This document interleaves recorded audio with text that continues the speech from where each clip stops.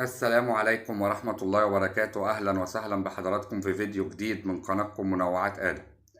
البقالي سفيان البقالي يهدي المغرب أول ميدالية ذهبية في أولمبياد باريس 2024.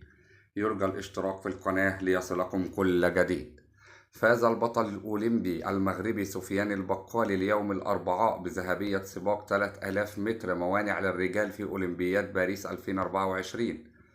وبهذا الإنجاز تمكن سفيان البقالي من منح المغرب أول ميدالية في أولمبياد باريس وثالث ميدالية ذهبية للعرب. وقد تمكن سفيان البقالي من خلال هذا الإنجاز التاريخي أيضا من المحافظة على لقبه الذي حققه في أولمبياد اليابان طوكيو 2020. وحصل الأمريكي كينيث روكس على الميدالية الفضية، بينما حصل الكيني إبراهام على الميدالية البرونزية. يرجى الاشتراك في القناة وتفعيل زر الجرس ليصلكم كل جديد.